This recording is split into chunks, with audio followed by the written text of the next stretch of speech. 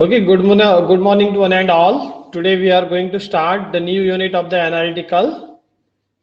We have finished unit 1 of the analytical and I already said you to start the test as per the schedule provided you from the this week from the Monday.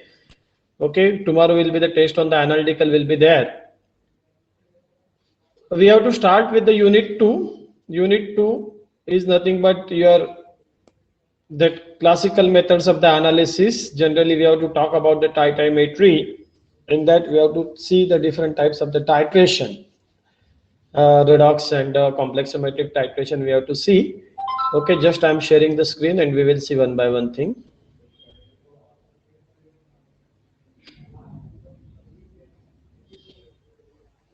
Yeah, screen is visible. Okay. In your syllabus, you can see the detailed syllabus is provided to you. In that, the classical methods of analysis. In that, the trimetry is there. This is a classical method. Why it is a classical method? Because it is an old method that is used for the titration. That involves the titration. Ordinary, or say you can say the normal titration by using the suitable indicator and all these things. जैसे कि हम lab में acid base titration करते हो भी क्या है classical method है. अगर हम उसी को इंस्ट्रूमेंट पे करेंगे तो वो क्या होंगी इंस्ट्रूमेंटल मेथड होंगी. ऐसा में अगर कोई टेक्निक के साथ उसको हम ये करेंगे कनेक्ट करेंगे तो it is an advance technique.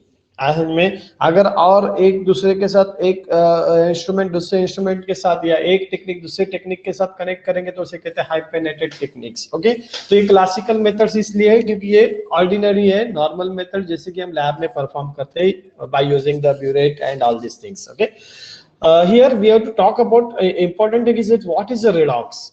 आपको पता रहना चाहिए what is a redox. Redox is nothing but the reaction in which the oxidation and reduction reaction taking place simultaneously. तो टाइट्रेशन भी वही है, ऐसा टाइट्रेशन कि जिसमें ऑक्सीडेशन एंड रिडक्शन साइमल्टेनियसली होता है. ओके, जैसे कि in any you can say अभी रेडॉक्स रिएक्शन कहो या रेडॉक्स टाइट्रेशन कहो. रेडॉक्स टाइट्रेशन में रेडॉक्स रिएक्शन होना चाहिए. वही रेडॉक्स रिएक्शन मतलब क्या है कि one in which the reactant undergo changes in the oxidation state. ये भी एक डेफिनेशन है.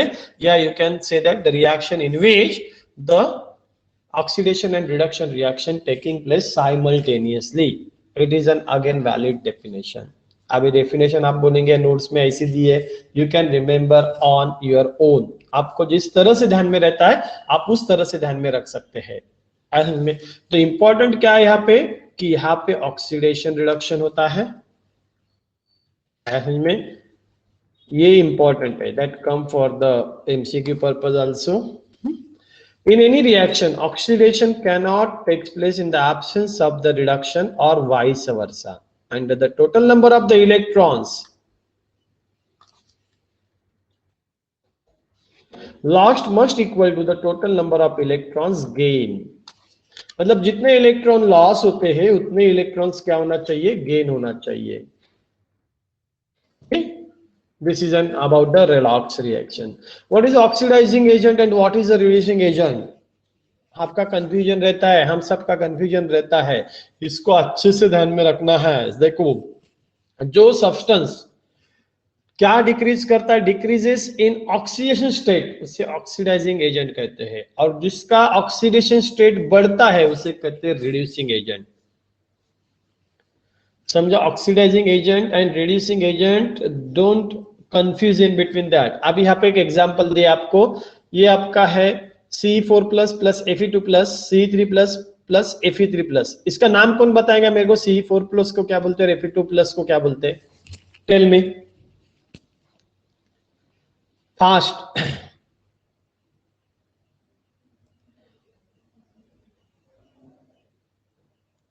Anybody can tell me the name of these two, this C4 plus, Fe2 plus, C3 plus and Fe3 plus.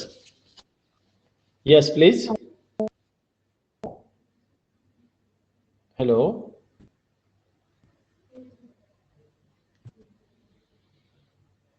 Hello.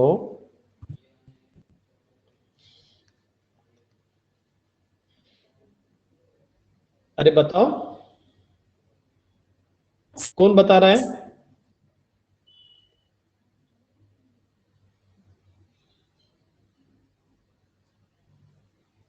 You can chat also. You can chat.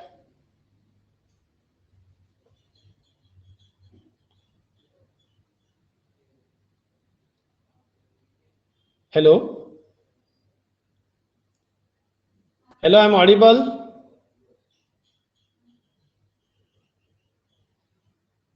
Yes sir, you are audible sir. Please कौन तो answer बता रहा था, कौन था वो बंदा या बंदी कौन थी जो आंसर बता रही थी अभी?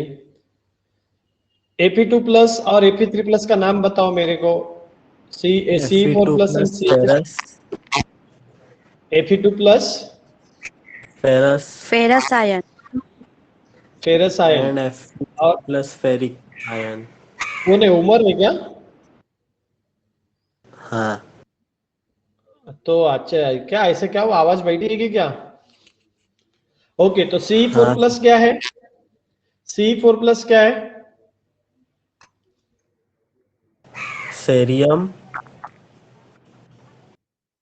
जैसे कि इसका फेरस फेरिक हुआ, तो ये जो है ये सेरिक है. C4 प्लस सेरिक है और C3 प्लस सेरस है. समझा? ये फेरस है. फेरस और सेरिक जब एक साथ आते हैं तब आपको सेरस प्लस फेरिक मिलता है. अभी आपको यहां से पता चलेगा कि oxidising agent is such that decreases in oxidation state.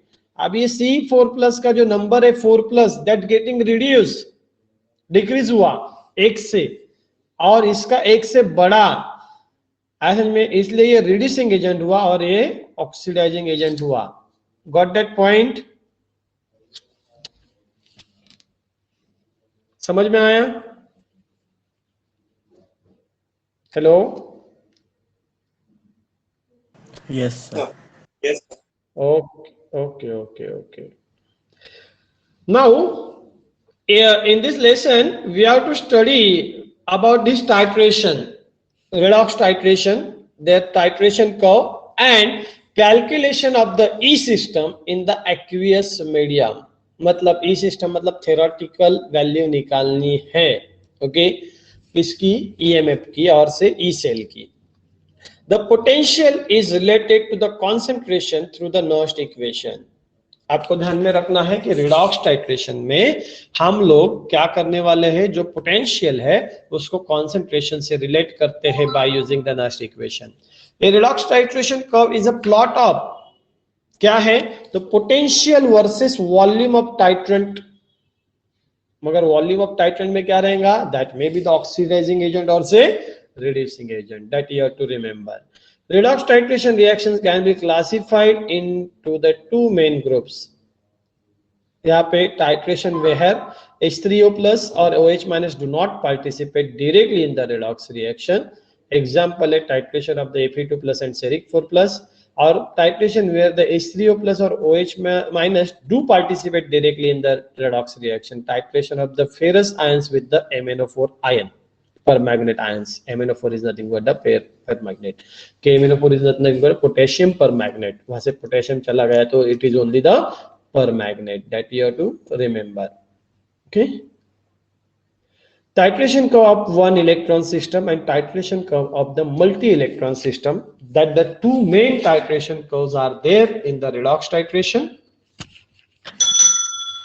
You got that? The two main kinds of the titrations are there. One is the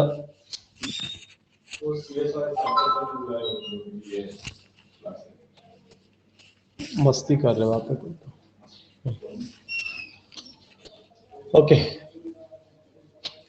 Example C, in the one electron system and the multi-electron system, these are the two examples that we have to study in detail in this lesson especially. हमें अभी यहाँ पे हमें क्या ये करना है कि क्या चेंजेस होते हैं ई सेल में, ई सिस्टम में, उसको कंटिन्यू स्टडी करना है. ओके, मतलब कैसा स्टडी करना है कि हम पर्टिकुलर अमाउंट ऐड करेंगे, बराबर है, किसकी? टाइट्रेंट की. तो क्या चेंजेस होते हैं, that we have to monitor. Okay,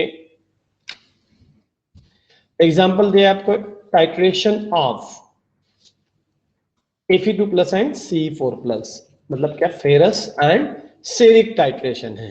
The titration of Fe2 plus with the C4 plus is carried out in presence of the dilute H2SO4. The acid medium is used to prevent the hydrolysis of the reactant and the products. It comes for the MCQ purpose sometime. कि acid medium क्यों use करते हैं? ऐसे में why this titration is carried out in presence of the acid? To prevent the hydrolysis of the reactants and the product. अभी जो ऊपर reaction देखी थी सेम रिएक्शन यहाँ पे हम रिपीट करना चाहते हैं Fe2 plus redox reaction taking place in the titration is Fe2 plus plus C4 plus gives you Fe3 plus plus Ce3 plus. You can see ferrous plus ferric gives you the ferric plus ferrous. Now we have to calculate the E system, and E system can be calculated by using the Nernst equation. अभी Nernst equation क्या है आपको पता रहना चाहिए. E cell is equal to E0 cell बराबर है minus 0.05916 या 0.0591 okay divided by n log to the base 10 of activity in the reduced state divided by activity of that particular ion in the oxidized state. आ रहा है समझ में आपके ये क्या सिस्टम है. ये जो हमने SY में स्टडी किया है सेल मैंने ही पढ़ाया था आपको, तो उसमें आपने देखा होगा कि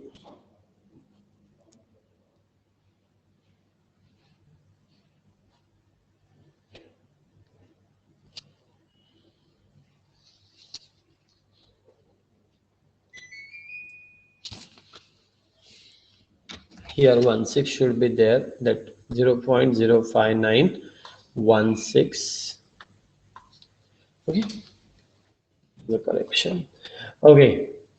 This equation you should have to remember. अभी यहाँ पे क्या है, पहला फेरस फेरिक है, उसके बाद में सेरक्स सेरिक सेरस है okay.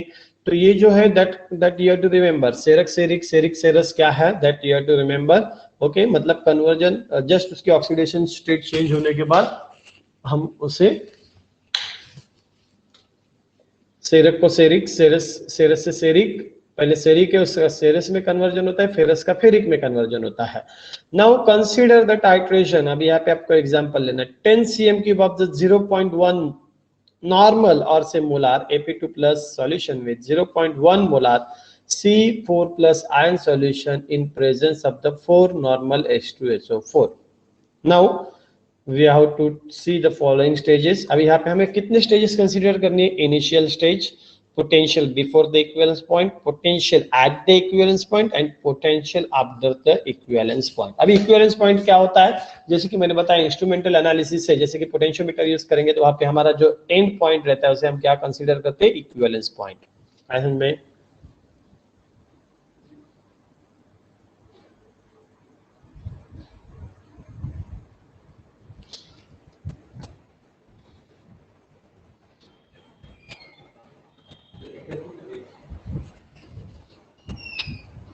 Okay in the initial stage as you know, हम जैसे कि टाइट्रेशन स्टार्ट करते हैं, जैसे कि आपके बीकर में कोनिकल फ्लास्क में एक सॉल्यूशन लिया है, तो स्टार्टिंग में क्या होता है बेटा कि हम कुछ ऐड नहीं करेंगे, बराबर है. स्टार्ट में कुछ ऐड नहीं करेंगे ओके मतलब जो कुछ भी पोटेंशियल होने वाला है that potential will be due to the जो कुछ भी कोनिकल फ्लास्क में होने वाली चीज है. जैसे कि पोटेंशियोमीटर है, आपको पता है पोटेंशियोमीटर अगर हम एक्सपेरिमेंट करते हैं तो हम बीकर में सॉल्यूशन लेते हैं और उसके बाद में उसमें सेल डिप करते हैं, बराबर है. जैसे कि बीकर में हमने Fe2 प्लस का सॉल्यूशन लिया है तो वहां पे Fe2 प्लस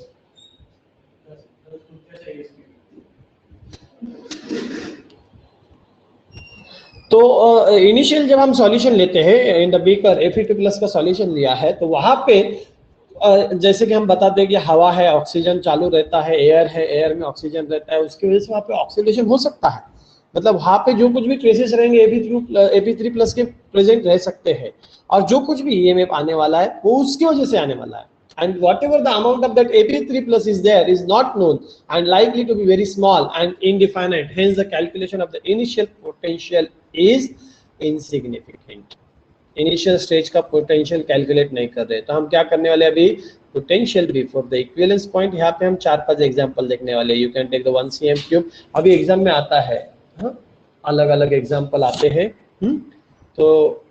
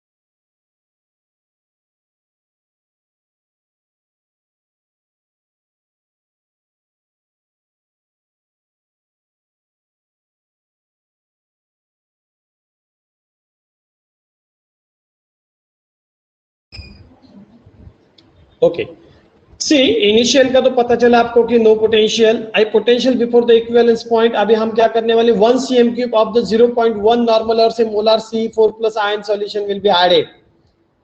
अब यहाँ पे हम नॉर्मल सॉल्यूशन ऐड करने वाले हैं। यहाँ पे थोड़ा करेक्शन करके रखता हूँ, नहीं तो आप बोलेंगे उधर नॉर्मल था इधर मोलार था, इसको नॉर्मल करते। ओके, नॉर्मल मोलार में आया तो भी टेंशन लेने का नहीं, वहां पे उस तरह से मॉडिफाई करने का। ओके, Fe3 प्लस, अभी जैसे कि 1 cm क्यूब हमने क्या किया है, सेरिक का जो सॉल्यूशन है वो ऐड किया है, बराबर है। अगर हमने 1 cm क्यूब ऐड किया होगा तो हमें पहले कॉन्सेंट्रेशन कैलकुलेट करना है, किसका, Fe3 प्लस का एंड Fe2 प्लस का। अभी Fe3 प्लस कितने आएंगे, अगर 1 cm cube ceric 4 plus add किए होंगे तो उतने ही क्या होंगे, फेरिक कन्वर्ट होंगे। ऐसा नहीं, मतलब फेरस का कन्वर्जन फेरिक में होगा। अगर 1 cm क्यूब हमने सेरिक ऐड किया होगा तो हमें 1 cm क्यूब क्या मिलेंगे, फेरिक मिलेंगे। तो 1 इंटू 0.1 डिवाइडेड बाय 11। क्यों, क्योंकि टोटल वॉल्यूम। ये कैसे निकालेंगे, N1V1 is equal to N2V2 by using the formula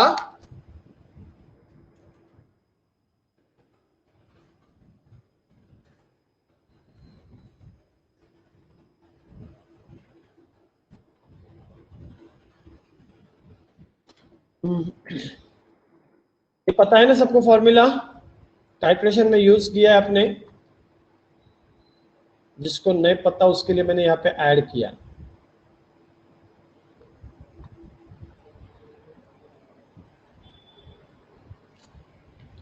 okay, then आपको Fe3 प्लस का कॉन्सेंट्रेशन निकालना है, कितना है वो 1 cm क्यूब है। अभी टोटल वॉल्यूम लेना है आपको। अभी टोटल वॉल्यूम कैसे लेंगे, तो 11 ml है, बराबर है। इसमें 1 ml फॉर्म हो गए Fe3 प्लस 0.1 नॉर्मल उसका कॉन्सेंट्रेशन है, डिवाइडेड बाय 11, तो इसको आपको मिलने वाला क्या है, कॉन्सेंट्रेशन ऑफ Fe3 प्लस। वैसे ही हम Fe2 प्लस का निकालेंगे। अभी Fe2 प्लस कितने बचेंगे, अगर 1 ml कन्वर्ट भी होंगे तो 9 ml Fe2 प्लस बचेंगे, उसका कॉन्सेंट्रेशन 0.1 है, टोटल वॉल्यूम 11 है। अब यहाँ पे इसका रेशियो अगर लिया आपने Fe2 plus divided by Fe3 plus, you will gate 9 into 0.1 divided by 11 into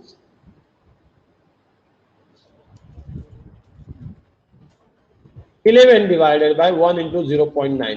अब ये समझा क्या किया, इधर पुटअप किया, Fe2 प्लस का यूज करेंगे, 9 इंटू 0.1 डिवाइडेड बाय 11, और इसका डिनोमिनेटर में जाएंगे तो क्या आएगा, 11 इंटू 11 अपॉन 1 इंटू 0.1, तो answer will be the 9।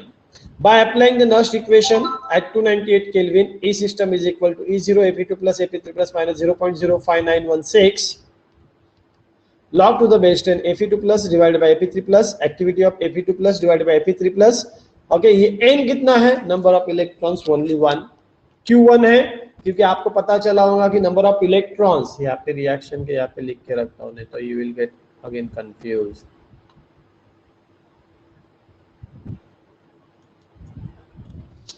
n is equal to 1, Qn is equal to number of only 1 electron.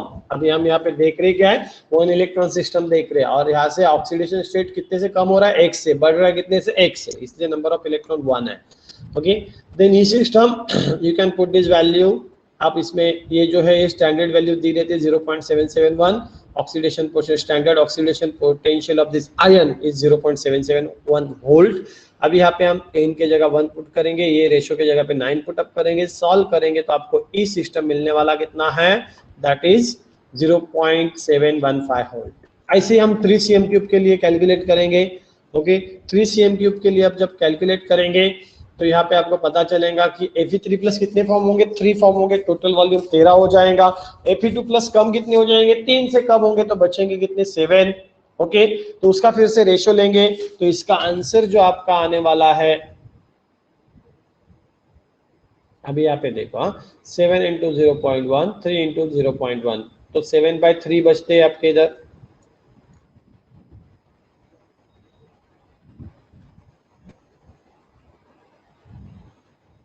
Okay, 7/3 किया उसको आपने, 7/3 करने के बाद इट इज द 2.33।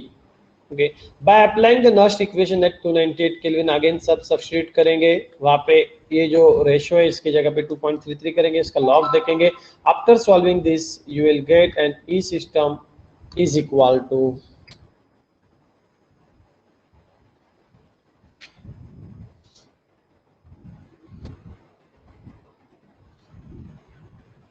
0.715 7492। अभी 5 cm क्यूब, एक 5 मतलब क्या, exact half.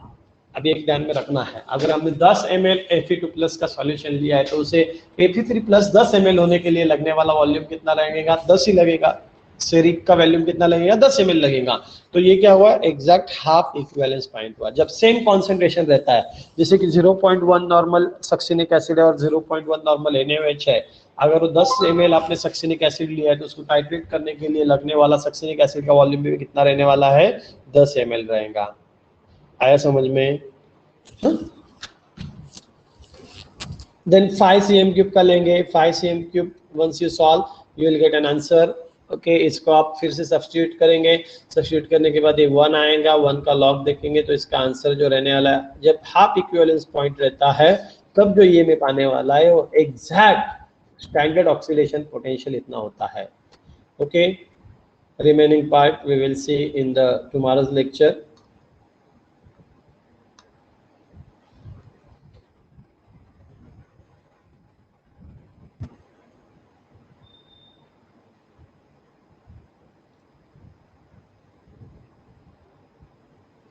We have to take next lecture as of the physical. Here we will stop. Thank you.